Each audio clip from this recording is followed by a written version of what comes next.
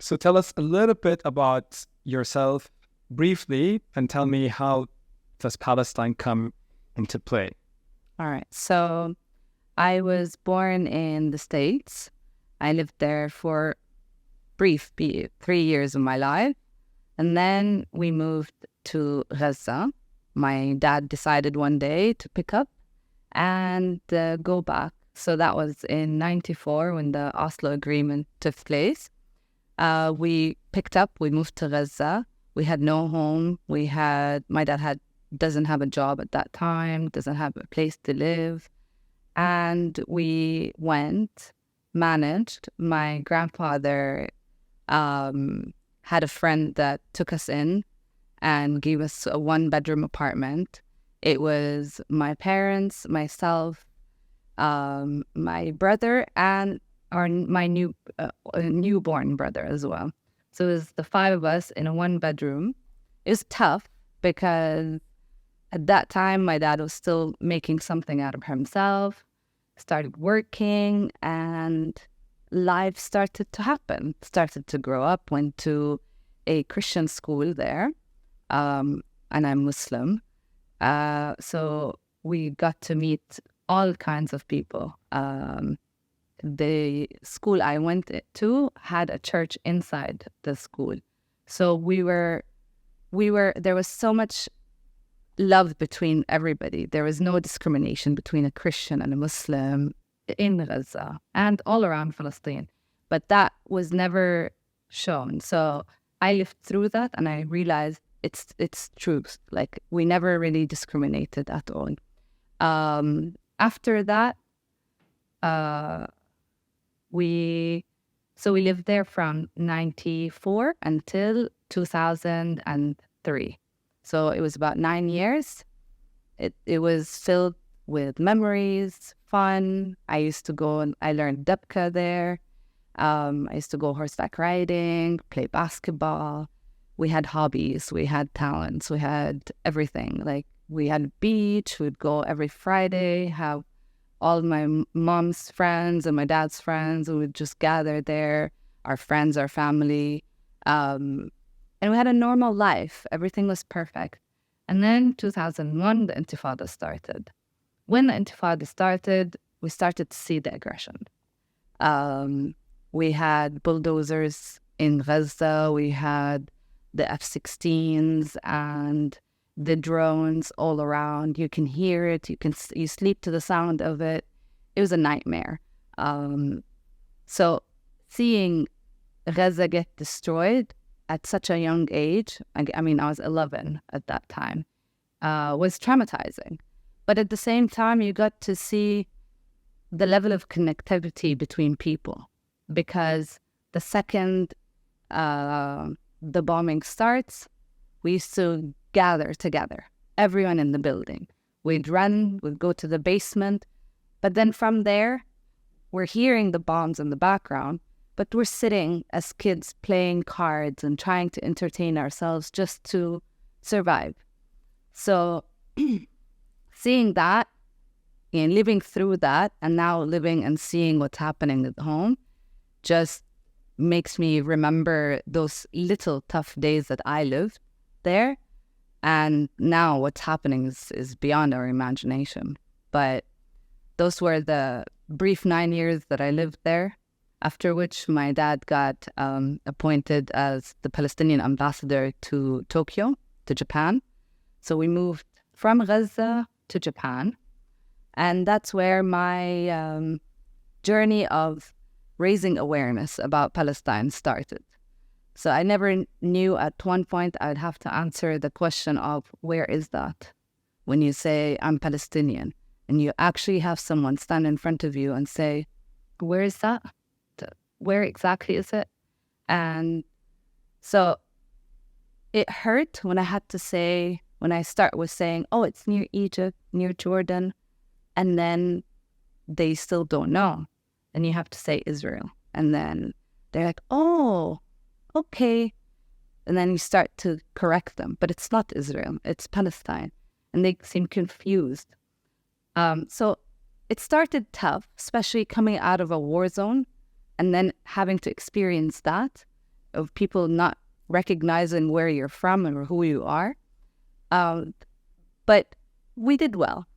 We started having workshops, bringing students to learn dabke, to learn what hummus is and teach them how to make za'atar and introduce them to the culture and the beautiful parts of Palestine rather than the political part.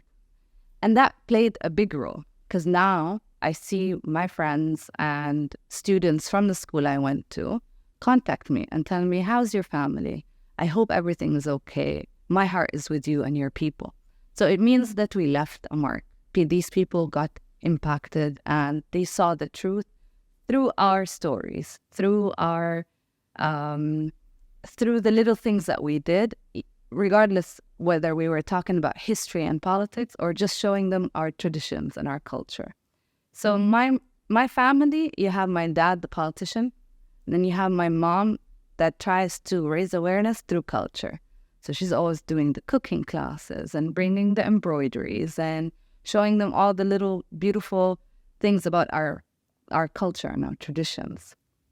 And then moving forward, I moved to Canada, a different world as well.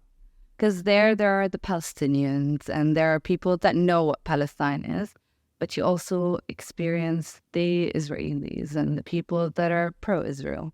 So it was a different battle to go through in Canada. But the Palestinian people are everywhere. So we still went and did our dabke shows and danced everywhere in the streets and sang our songs to prove that we exist. And then I came to Bahrain, and now here we are. That was a good introduction. Thank you. How did you end up here? My aunt and my grandfather. So it actually started with my grandfather.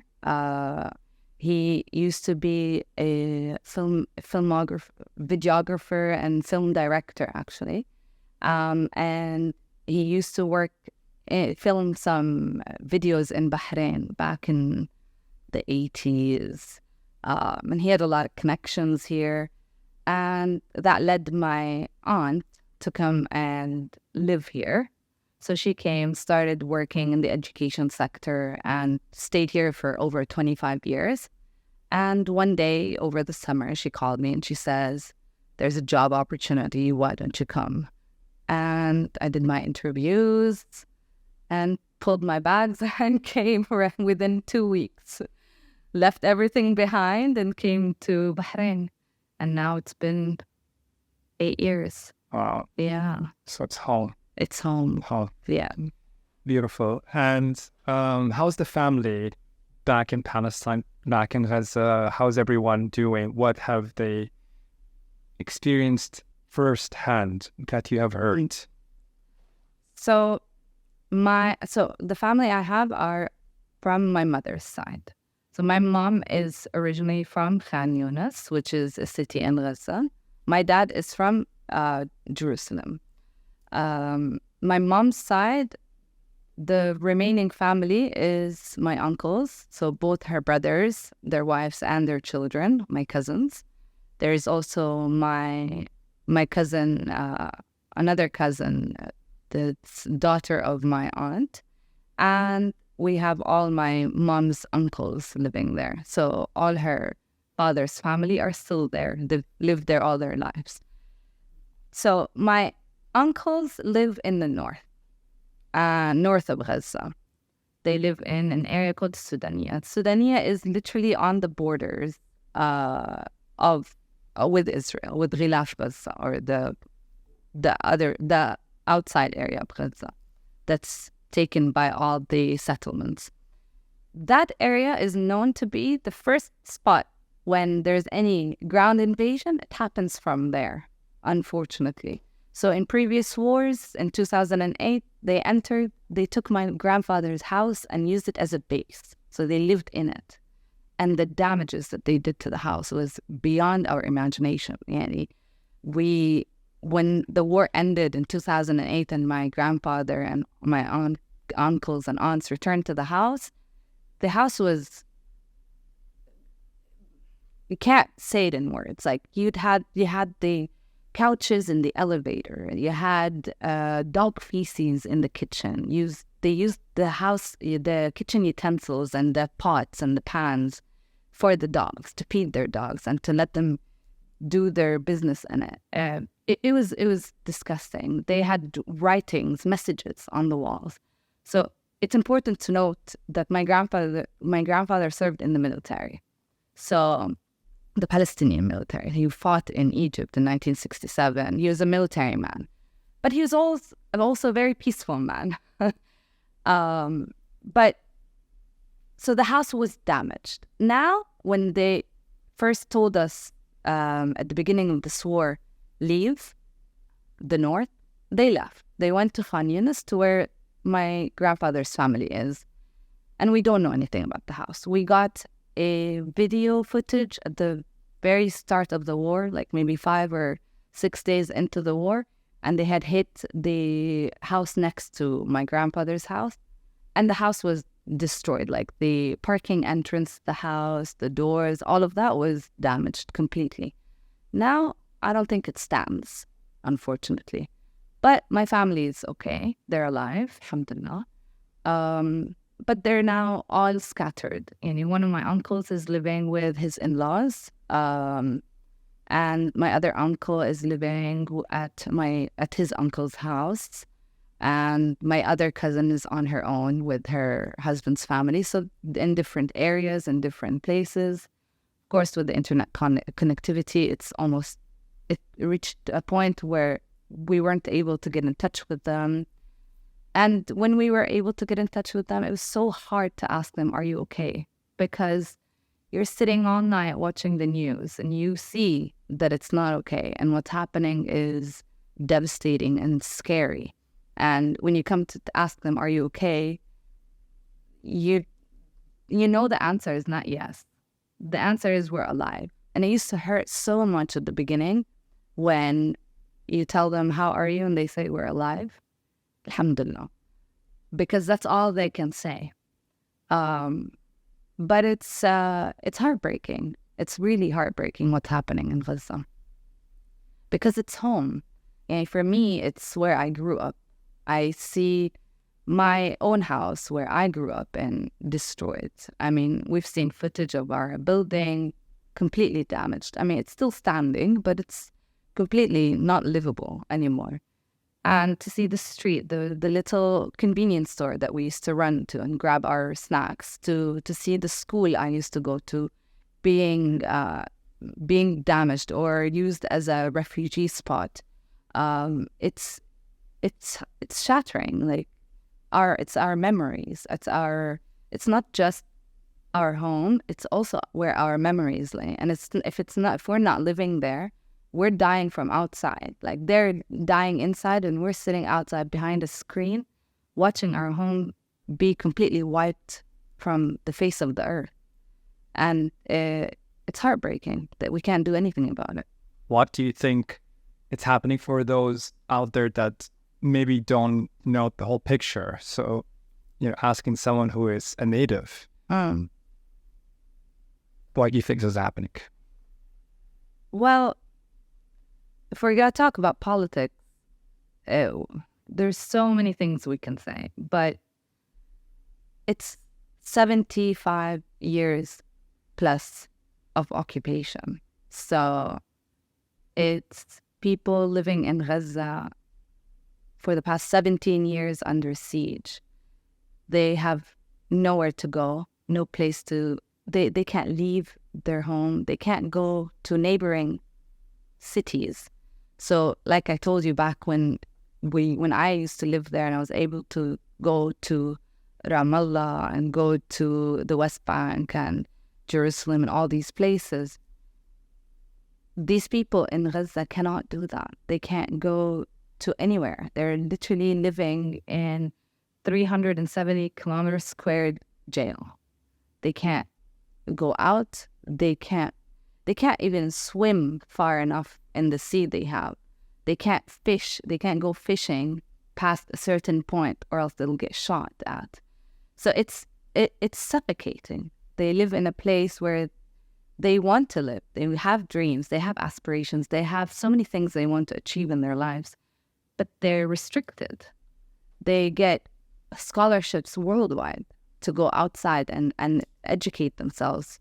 And then they come, and the ones that are able to finally get the okay from the Israelis to leave, they go, and most of them come back. Why can't they leave? Because they're not allowed, because they have a paper that says they're Palestinian. It's not even a passport. I mean, some have a passport, but is it recognized? Where is it recognized? I mean, even to go to Egypt, I've had my own family, my cousins that would be traveling. So my cousin used to live in Venezuela, and he studied there medicine. And whenever he would be going to Gaza, he would have to go through Egypt. A lot of the times in Egypt, he's not allowed to stay except for in a specific spot for no more than 24 hours. So he can go to the borders and cross and enter. So all these restrictions for Palestinians, it's very difficult. It's not an easy life, but they push through it and they manage and they adapt. But it's not a life to live. And it reaches a point where there's a tipping point to everything. And I feel like maybe now it's just the people are saying enough is enough. And they're saying this has to end, and the people the world needs to wake up to the level of atrocities that are taking place in Palestine, not just in Gaza, all over Palestine, that people are not aware of. People, I mean, if you live in the West Bank and you want to go to Jerusalem, you need a pass. You need an acceptance letter from the authorities to allow you to go to Jerusalem. And if you're a male of a certain age, of a certain level in society, there's no way you can enter, because they're scared. They don't want young boys or young men to go to Jerusalem and cause more problems. With the women, they're a little bit more flexible, but they're not always accepting. What kind of problems? They think that they could be causing problems. They assume that all men will cause problems, will go and fight and want to blow up themselves and kill the Jewish people. But that's not what we want. We just want to live. We want to go to Al-Aqsa because we can, because it's in our home, because I want to have the liberty to go and pray in that mosque. Or as a Christian, I want to be able to go and visit the churches there with my freedom, without having to get a permit to let me go there. But it's the reality. I mean, my own family, when we used to go to Jerusalem, because we have an American passport, we just used to be told it's okay for us to go. But my grandmother and my aunt that are not, they don't have a different nationality, we had to wait for days for their permits to go through and be accepted. And that's with connections and people we know and get paperwork done for us. But the regular citizen is not able to do that, which is not okay. And now the world needs to see that. Something you wish the world would do to help this cause. But the world, I mean the everyday person, the mom, the dad, the teenager, the kid. Mm. I think it's important for everyone to know that we as Palestinian people are human, just like everyone else. We have our dreams, we have our hopes. You come and talk to anyone in Gaza and he tells you, I want to grow up to be this, and I want to be a doctor, and I want to be an engineer. They're just like us. They're like everybody, like the normal human around the world. We just want a space to live, our space to live. And we want it without barriers. We want it without restrictions. I want to be able to go from Gaza to Ramallah and visit my family there without anyone telling me, no, you can't. That's what we want. We want to be able to visit our people. I want to be able to go and visit my family in Gaza without having to get 1,000 permits. to go to my home. So I think this is very important for people to know, that regardless, we are just like everyone else. So it's unfair that it takes 20,000 people to die for the world to see the struggles of a day in a Palestinian's life. And do you have hope? That's a very tough question. I mean, I would like to say yes. I would like to see myself as an optimistic person, and I really hope that one day this will go away. But I don't know, it's hard. It's very hard. The level of damage that took place in Gaza right now feels like it's not going to ever come back to the way it is or the way it was. And people think that Gaza is like the image of it being an open air jail. It's true, it is an open air jail, but the people inside are not living in a jail. I mean, they're people that go to school, that have talents, that are creative people. You have the doctors that work really hard to be real good doctors. You have the A stars in schools that are always trying to achieve the highest. The people in Gaza want to live. The people want to achieve. They want to get their dreams to come true, and they do. They try.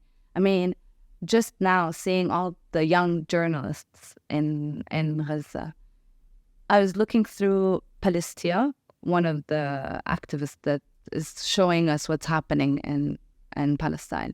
And I was looking through her page, pre-war. I was seeing that this young girl, she's 22 years old. She is hosting team building activities in the agency that she works at. She's holding team building activities and doing all these, like, they're trying to build themselves. They're doing professional development skills, things that we do everywhere. They're doing it there, and they're implementing even 10 times better than what we do here, because they always try to be their best. They're always trying to show that they can, but they have to go to the maximum to show that. And I feel like, I mean, we get beautiful things to come out of that, but no one sees it.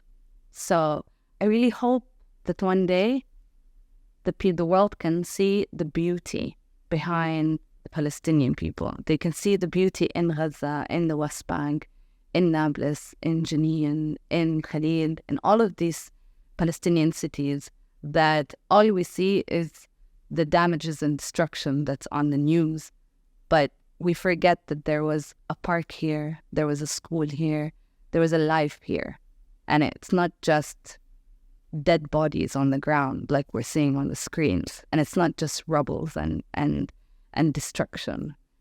There was once a street with memories. There were once kids sitting there playing football and knowing that that is their favorite spot, and that is their convenience store, and that is their, house or whatever, outside area that they sit and have their birthday parties. They do all of that. They have that.